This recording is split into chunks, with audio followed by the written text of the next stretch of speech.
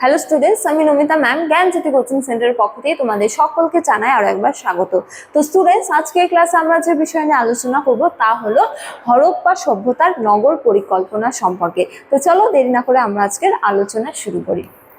আচ্ছা, আলোচনা শুরু করার পূর্বে তোমাদের একটা ছোট্ট ইনফরমেশন দিয়ে রাখি যে তোমরা যারা ভাবছো তোমরা এই সেমিস্টার আমাদের সাথে অনলাইনে যুক্ত হবে, তোমরা স্ক্রিনে দুটো নাম্বার দেখতে পাচ্ছ। এই দুটো নাম্বার হলো আমাদের জ্ঞানজ্যোতি কোচিং সেন্টারের অফিসিয়াল হেল্পলাইন নাম্বার। তো তোমরা এই দুটো নাম্বারের মধ্যে যে কোনো একটিতে যোগাযোগ করে আমাদের সাথে যুক্ত হতে পারো। এছাড়াও তোমাদেরকে একটু কোর্স ডিটেলসটাও বলে রাখি যে তোমাদের যাদের মেজর কোর্স রয়েছে তোমাদের জন্য যে কোর্স ফিটা রাখা হয়েছে সেটা রাখা হয়েছে 1299 টাকা। এছাড়া তোমাদের যাদের মাইনর কোর্স রয়েছে তোমাদের জন্য যে কোর্স ফিটা রাখা হয়েছে সেটা রাখা হয়েছে 699 টাকা। তো স্টুডেন্টস, এই ছিল ইনফরমেশন। এবার আমরা আজকের আলোচনা শুরু করব।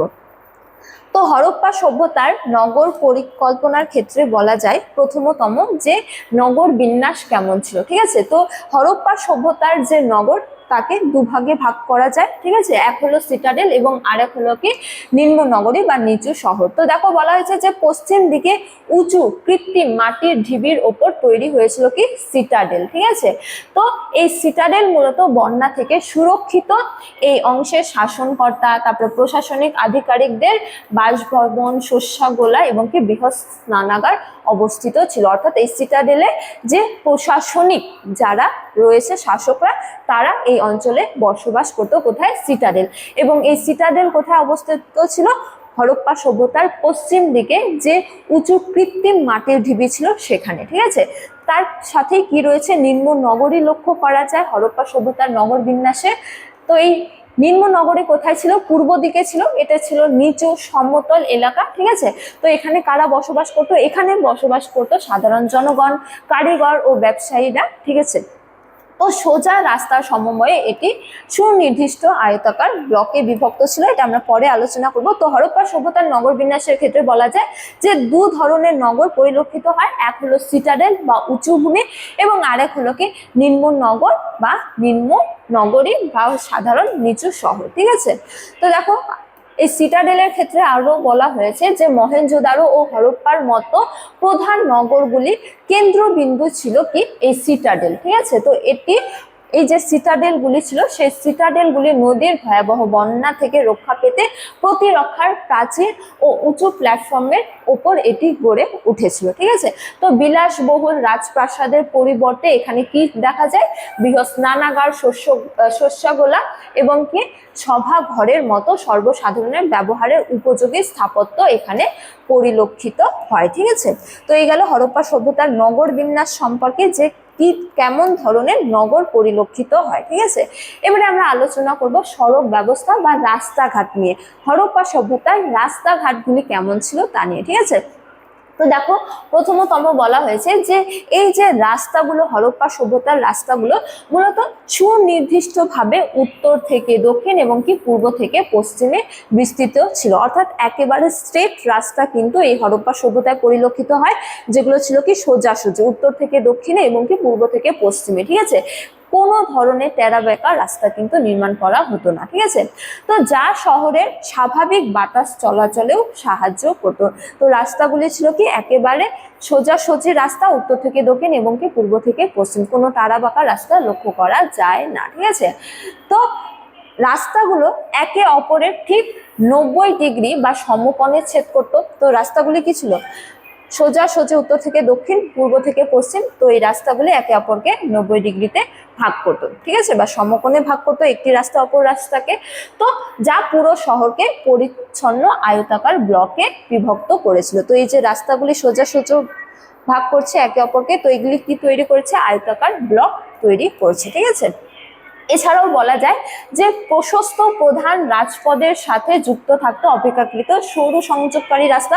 বহু বড় বড় রাস্তা থেকে ছোট ছোট গলিপথগুলি বের হয়ে যেত এবং কি আবাসিক এলাকার উপগলি। ঠিক আছে, তো সেই ছোট ছোট রাস্তাগুলি বড় বড় রাস্তাগুলি থেকে বের হয়ে যেত। তো এই ছিল হরপ্পা সভ্যতার রাস্তাঘাট নিয়ে আলোচনা। এবারে আমরা আলোচনা করব ক্রয় প্রণালী নিয়ে। ঠিক আছে, হরপ্পা সভ্যতায় কি ধরনের ক্রয় প্রণালী পরিলক্ষিত হয়? তো দেখো বলা হয়েছে যে ঢেকে রাখা নর্মদা ছিল।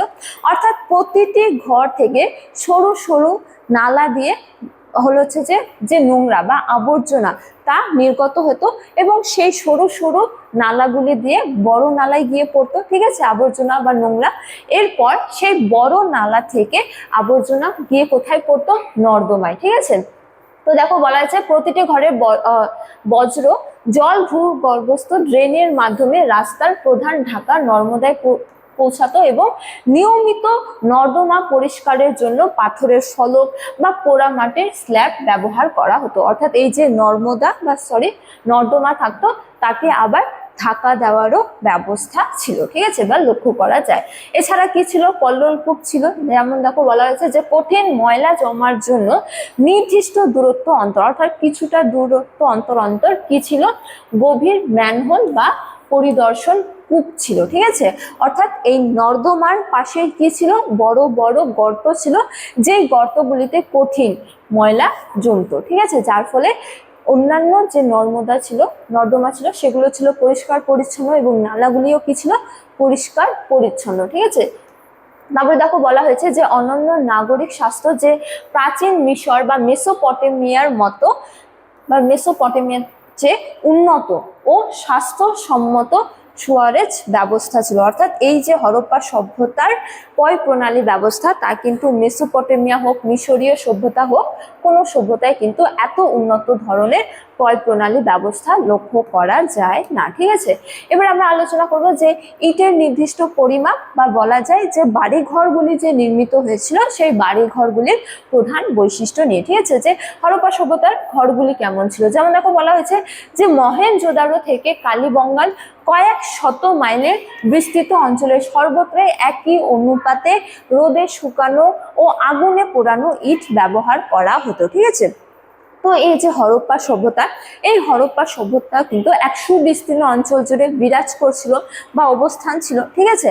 তো এই হরপ্পা সভ্যতার প্রতিটি প্রান্তে কিন্তু একই অনুপাতে, ঠিক আছে, একই অনুপাত, যে অনুপাতকে 1:2:4 এই অনুপাতে এবং একই ধরনের রোদে শুকানো বাকি আগুনে পোড়ানো ইট দিয়ে ঘরবাড়িগুলি নির্মাণ করা হতো, ঠিক আছে। যেখানে এক ছিল কি পুরুত্ব এবং কি প্রস্থ ছিল কি 2 এবং কি দৈর্ঘ্য ছিল কি 4, ঠিক আছে।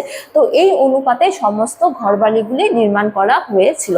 তো এই নির্দিষ্ট পরিমাপ অবকাঠামো নির্মাণকে অত্যন্ত মজবুত ও সুশৃঙ্খল করতো এবং কি নদীর বন্যায় ক্ষতিগ্রস্ত অংশ দ্রুত মেরামত করতেও সাহায্য করতো, ঠিক আছে। এছাড়াও দেখো হরপ্পা সভ্যতার নগর পরিকল্পনার অন্যতম প্রধান নিদর্শনগুলি হলো, এই সভ্যতায় কি দেখা যায়? একটি বৃহৎ স্নানাগার দেখা যায়, যেটি কোথায় আবিষ্কৃত হয়েছে? মহেঞ্জোদারোতে, ঠিক আছে। তো বলা হয়েছে যে পোড়ামাটির ইট ও বিটুমিনের প্রলেপ দিয়ে জলরোধী করা মহেঞ্জোদারোর বিখ্যাত পাবলিক পুল, ঠিক আছে। তো এই যে বৃহৎ স্নানাগার, তা হলো নগর পরিকল্পনার একটি অন্যতম প্রধান নিদর্শন, যেটি কোথায় পরিলক্ষিত? মহেঞ্জোদারোতে। এছাড়া লোথালে কি আবিষ্কৃত হয়েছে? ডকইয়ার্ড বা বন্দর আবিষ্কৃত হয়েছে। যেমন দেখো বলা হয়েছে যে সামুদ্রিক বাণিজ্য জাহাজের জন্য নির্মিত বিশ্বের প্রাচীনতম ইট নির্মিত পোতাশয়, ঠিক আছে, বন্দর। তো এখানে কি হতো? যে সমুদ্রের মাধ্যমে যে দূরপাল্লার বাণিজ্য সম্পাদন হতো, তো এই যে বন্দর, এই বন্দরে সমস্ত কিছু ব্যবসা বাণিজ্যের সিদ্ধান্ত হোক বা জাহাজগুলি আটকাতো, ঠিক আছে। তো এই যে ডকইয়ার্ড বা পোতাশয় কোথায় আবিষ্কৃত হয়েছে? লোথালে, ঠিক আছে, যা হলো হরপ্পা সভ্যতার নগর পরিকল্পনার এক অন্যতম প্রধান নিদর্শন। এছাড়াও কি দেখা যায়? ধোলাভিরায় জলধার দেখা যায়, যেমন শুষ্ক অঞ্চলে জল সংরক্ষণের জন্য পাথরে খোদাই করা অনন্য সুপেয় জলের জলধারা। এই হলো এই হরপ্পা সভ্যতার নগর পরিকল্পনার এক অন্যতম প্রধান নিদর্শন, যা দেখা যায় কোথায়? ধোলাভিরায়। তো স্টুডেন্টস, এই ছিল হরপ্পা সভ্যতার নগর পরিকল্পনা নিয়ে আজকের আলোচনা। আজকের আলোচনার ক্লাস এতটাই। তোমাদের সাথে দেখা হবে পরবর্তী ক্লাসে। তখন তোমরা সকলেই ভালো থাকো, সুস্থ থাকো। Thank you.